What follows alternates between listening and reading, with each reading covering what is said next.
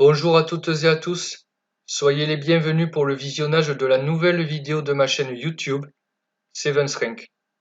Si les précédentes vidéos, et celle-ci je l'espère, ont trouvé et trouvent grâce à vos yeux, je vous invite à vous abonner tout en appuyant votre appréciation d'un pouce bleu, pour lesquels je vous adresse mes plus chaleureux remerciements. S'il n'existe pas de définition officielle des finales aux échecs, on peut tout de même les identifier comme la dernière phase du jeu, technique et pauvre en matériel, où les rois, après un confinement sur l'aile où ils sont censés avoir roqué pour se prémunir des dangers du milieu de partie, peuvent, selon les mots du premier champion du monde officiel Wilhelm Steinitz, aller se dégourdir les jambes.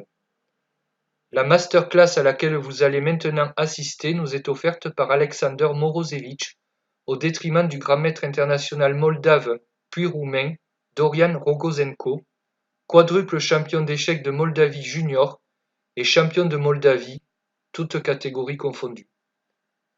Né en 1977 à Moscou, Morozevich a tout d'un météore des échecs russe. Ovni échiquéen pour les uns, joueur génial pour les autres, son style flamboyant, échevelé, épique et risqué le classe à part, à contre-courant de ses compatriotes, tenant, pour la plupart, de la solidité et du classicisme de l'école échiquienne soviétique, puis russe. À son apogée, Morozevich se classa numéro 2 mondial, enregistrant entre autres à son palmarès mirobolant une double victoire au championnat individuel de Russie, une partie nulle en cadence classique contre l'ogre de Bakou, ancien champion du monde Garry Kasparov, et des victoires en cadence diverses sur les plus proches rivaux de ce dernier, Vladimir Kramnik et Vishwanathan Anand, tous deux champions du monde. Je vous souhaite un beau visionnage. Dans cette partie, jouée aux Olympiades d'Istanbul en 2000, Morozevich a les noirs. L'idée, vous l'avez compris d'après le titre de la vidéo, n'est pas de nous intéresser à l'ouverture ni au milieu de jeu, mais bien à la finale. À la finale et les principes fondamentaux dont je veux parler, mais que volontairement je vais taire pour le moment. L'idée, c'est que c'est au noir de jouer, les blancs viennent de jouer le coup G2, G3. Ma question est la suivante, vous avez les noirs dans cette position, qu'est-ce que vous feriez? Et avant de vous demander ce que vous allez faire, j'ai une question encore plus importante à vous soumettre. Quels sont vos objectifs? Qu'est-ce que réclame la position? Quels sont vos atouts? Et les atouts, qu'est-ce que c'est? C'est les déséquilibres aux échecs dans une position sur lesquelles on peut jouer. La supériorité d'un fou sur un cavalier, par exemple. Une pièce plus active qu'une autre. Une structure de pion plus avantageuse. Posez-vous ces questions, mettez la vidéo sur pause, prenez le temps qu'il vous faut, mais essayez de répondre à ces questions et alors vous trouverez fatalement les bonnes réponses. Voilà, alors après avoir mis sur pause, j'espère donc que vous avez joué le jeu et réfléchi. On va se poser les questions que je vous posais moi juste avant que vous mettiez la vidéo sur pause. D'abord, qu'est-ce que veut la position?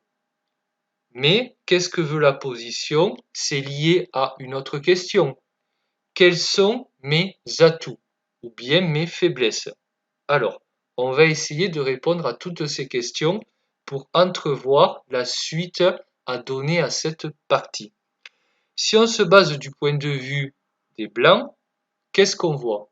Le roi n'a pas roqué. Cette tour, ma foi, n'est pas vraiment active, puisque elle bute sur son pion H4 et sur le roi. Or, on sait qu'une tour aime bien, comme les autres pièces, être placée au centre, mais elle aime être placée au centre sur des rangées et colonnes ouvertes.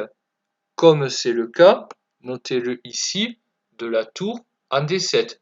Donc on aime bien avoir des pièces actives, ce qui n'est pas le cas, du moins pour l'instant, semble-t-il, de cette tour. Ok. Maintenant, qu'est-ce qu'on voit d'autre? Nous avons l'adversaire et moi des fous de même couleur. Vous le voyez, ils s'expriment tous les deux sur les cases blanches. Ok. Donc, qu'est-ce qu'il y a à dire de ça? Eh bien, pas vraiment grand-chose. Celui-ci n'est pas forcément plus actif que celui-là. Et en plus, la plupart des pions sont placés sur noir. Vous savez que on aime bien, c'est une règle générale et on peut l'utiliser ici. On aime bien avoir des pions placés sur la couleur opposée à celle de notre fou et à celle du fou de notre adversaire. S'ils sont placés sur la même couleur que le fou adverse, alors ils sont susceptibles d'être attaqués. D'accord? Alors comme ça et comme ça. Et s'ils sont placés sur la même couleur que notre fou, alors le fou viendra buter sur le pion et ce sera un passage de moins qu'il pourra se permettre d'emprunter. Donc il butera sur les pions de même couleur. Donc raison pour laquelle les blancs l'ont fait parfaitement. On préfère avoir des pions sur la couleur opposée à celle de notre fou. Et comme je l'ai dit, de notre adversaire. Ok, donc qu'est-ce qu'on a vu jusqu'à présent? Cette tour paraît beaucoup moins active, et elle l'est, que celle-ci qui est placée sur une colonne ouverte, donc qui rayonne.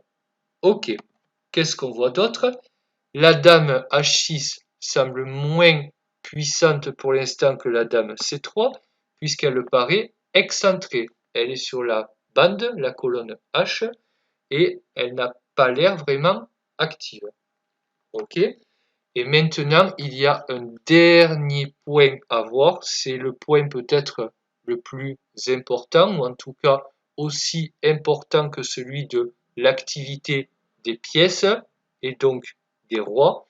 Donc ça, c'est un point que je vous donne déjà. L'activité des pièces en finale est très importante.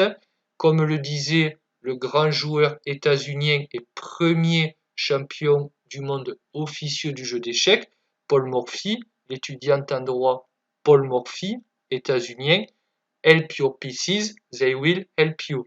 Aidez vos pièces, elles vous aideront. Donc, plus encore que dans les autres phases du jeu, on va chercher à améliorer et aider nos pièces, puisque, vous le savez, en finale, on n'en a que très peu.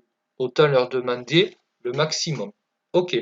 Le dernier point que je voulais souligner, très important, c'est celui-ci, ce qu'on appelle avoir une majorité de pions sur l'aile dame. Alors ça, qu'est-ce que c'est? Qu'est-ce que ça implique?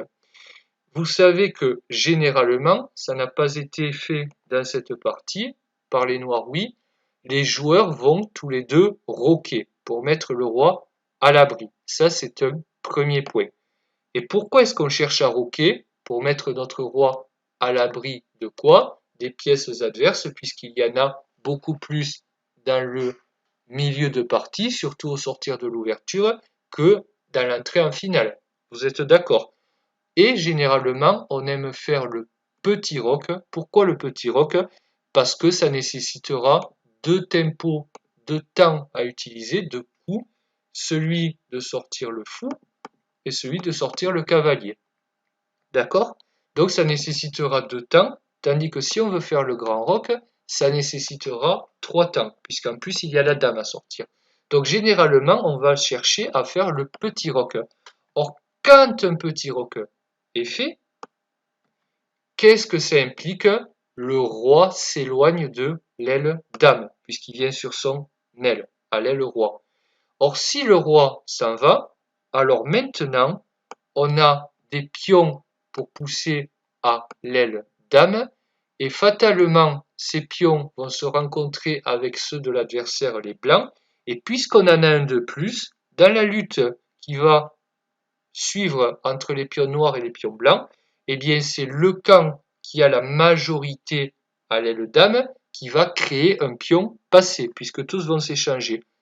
Un pion passé, c'est un pion qui ne peut pas être arrêté par un autre pion, un pion ni adverse ni à nous, pour aller faire une promotion sur la dernière rangée, donc une dame. Donc si on arrive à se créer un pion passé et que le roi est loin pour l'arrêter, ça va être très difficile, d'autant que en finale on a très peu de pièces, donc on compte généralement sur le roi. Ok, donc ça c'était un peu tous les points que je voulais souligner avec vous pour vous montrer la richesse de cette position qu'on ne voit pas forcément, mais que Morozevich dans son génie a très bien compris, et il va donc décider de transposer dans une finale. Comment le fait-il? Eh bien, mettez la vidéo sur pause si vous voulez chercher. Je précise que le coup est très difficile parce que très contre-intuitif. Un coup vraiment morozevitchien, j'ai envie de dire. Ok, et donc si vous avez mis la vidéo sur pause, j'espère que vous avez trouvé le coup qui est Dame F6. Alors Dame F6, un coup de l'espace, puisque on pourrait se dire, oui mais Dame prend F6 échec, G prend F6, on défonce la structure. Eh bien c'est ce qui s'est passé dans cette partie, mais alors avec certaines idées. La première, c'est que Morozevich décide que sa dame est excentrée, il décide de la ramener, pour qu'elle soit plus utile et pour lutter contre celle-ci. Le fou est attaqué, si on reculait le fou, cette fois c'est la dame blanche qui serait échangée sur échec, et en reprenant du pion B, vous voyez que c'est les blancs qui ont une structure éclatée à l'aile dame. Très bien. Donc, c'est la raison pour laquelle Morozevich décide de jouer dame F6, mais maintenant on peut se demander, oui mais je vais prendre la dame, que se passe-t-il? Eh bien c'est la partie. Après quoi H5 a été joué, alors H5 avec l'idée H6, et maintenant je vais vous montrer quelque chose pour que vous compreniez bien ce que je veux dire. Imaginez le coup A5 des noirs, et maintenant les blancs jouent H6.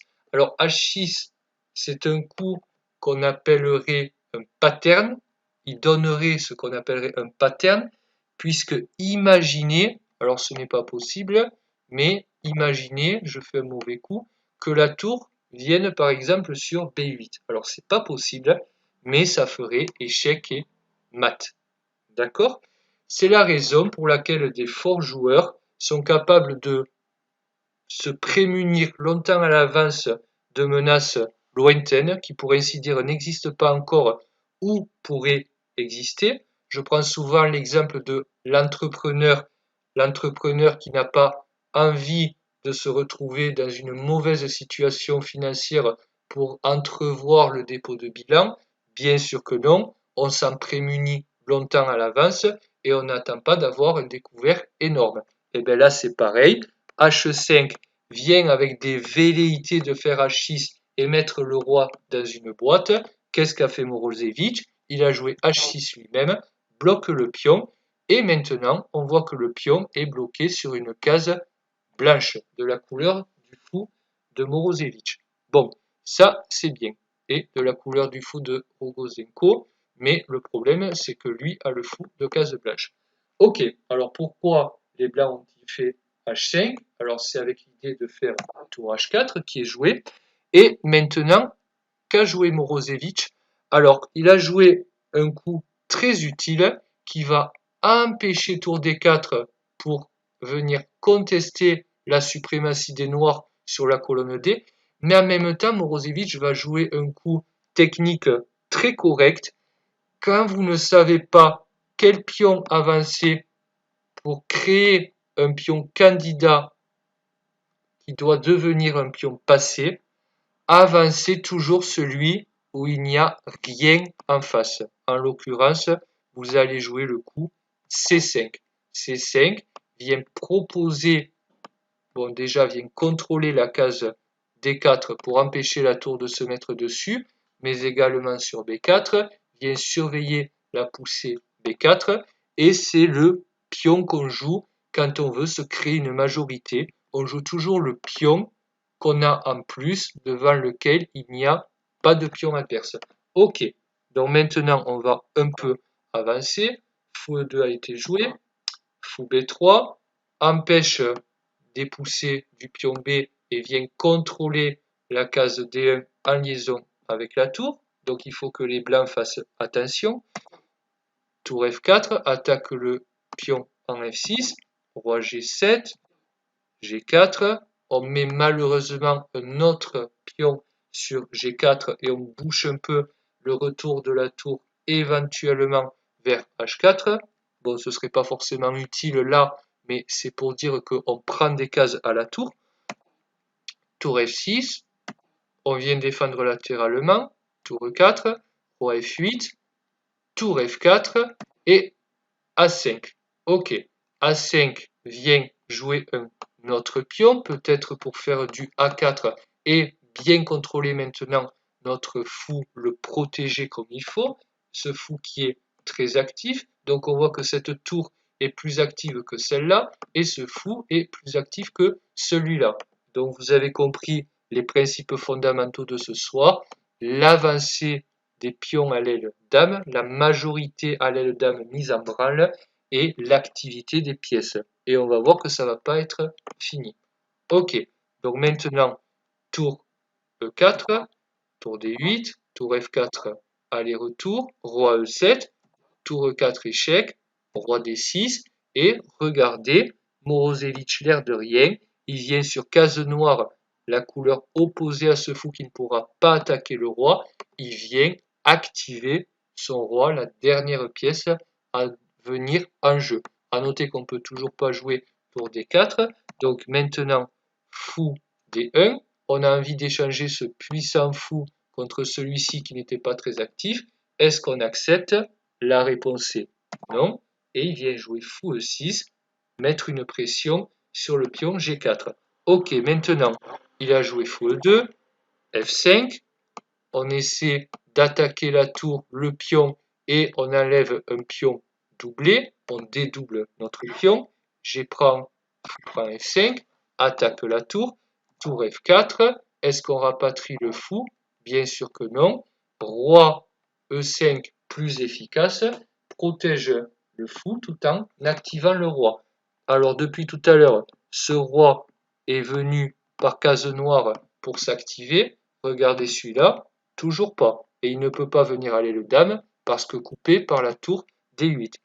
Ok, tour F3, B5. Alors ne jamais oublier la tactique. Quelle est l'idée de ce coup? C'est vrai que le pion est en prise, mais sur fou prend B5, fou G4, la tour est clouée à la case D1, et si on enlève la tour, eh bien, il y a tour D1, échec et mat, un autre pattern dont il faut que vous vous souveniez. C'est pour ça que Morozevich a reconnu ce motif de mat avec ses pièces plus actives que celles de l'adversaire. Donc il peut mettre sa majorité ici en branle sans craindre des fous prend B5 puisqu'il avait prévu le schéma de maths que je vous ai montré. Donc le pion est indirectement défendu. Ok, il a joué E4. Est-ce qu'on prend le pion? Ce n'est pas nécessaire. Il risquerait d'y avoir des clouages. Donc il joue fou E6 tranquillement. Maintenant il joue tour C3, attaque le pion. On le pousse et on le défend. Et puis on restreint encore l'espace nécessaire aux pièces blanches qui commencent à manquer de terrain, à manquer d'espace. Maintenant F3 et dans ses notes Morozevich, il donne ce coup comme décisivement mauvais, l'erreur décisive, puisque maintenant il dit que le roi noir va pouvoir facilement rentrer sur les cases noires et venir porter l'estocade finale. Donc ça s'est poursuivi par roi F4. On continue d'activer notre roi et regardez maintenant ces pièces. Le fou même qui est un peu plus actif et qui en tout cas tape sur des pions blancs, tandis que celui-ci ne fait pas grand-chose. Cette tour, elle est un peu excentrée, elle est un peu à la rue. Celle-ci contrôle bien cette colonne qui empêche au roi de venir se joindre à la bataille. Évidemment, le roi noir, beaucoup plus actif que le roi blanc. Bref, comme je vous l'avais promis, une masterclass. Ok, tour C2. Tour D4, protège le pion et pourquoi pas vient jeter un œil sur le pion central E4. Fou D1. Donc les pièces blanches, on le voit, elles perdent du terrain à chaque coup et les noires s'activent à chaque coup. Maintenant, B4, on continue de pousser. A prend B4, A prend B4. Maintenant, il joue fou E2. Qu'est-ce qu'a fait Morozevich? Il joue roi E3. Le pion est protégé sans problème. Et on continue d'activer nos pièces. Et regardez maintenant, c'est flagrant, la différence entre ces deux rois, la différence d'activité. Et entre toutes les pièces en général, c'est flagrant. Maintenant, il joue tour C1, il perd encore du terrain. Tour D2 attaque le fou. Et fou prend le pion en C4. Alors, l'idée de Morozevich, c'était quoi? Évidemment, il ne va pas perdre de pions. Alors, il n'a pas décidé de prendre B2, du moins pas tout de suite. Il a plus fort. Hop, tour H2. Et ça, c'est à nouveau un pattern qu'il faut que vous connaissiez. L'idée, tour H1, échec et mat. Donc, ça, c'est pas possible de prendre le fou noir. Donc, il a joué fou F1. Tour H1, on continue l'activité et on vient clouer le fou. Qu'a fait Rogozenko? Tour C2.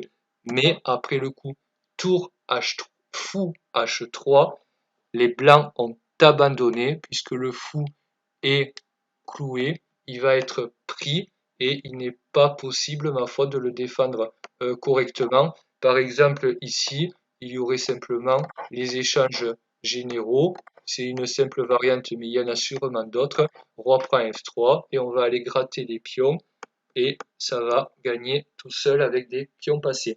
J'espère que cette vidéo vous a plu. Si c'est le cas, n'hésitez pas à vous abonner et laisser un petit pouce bleu pour lequel je serai très content, ce qui va me pousser à faire encore mieux la prochaine fois. Et moi, je vous dis à bientôt pour une prochaine vidéo. Ciao, ciao!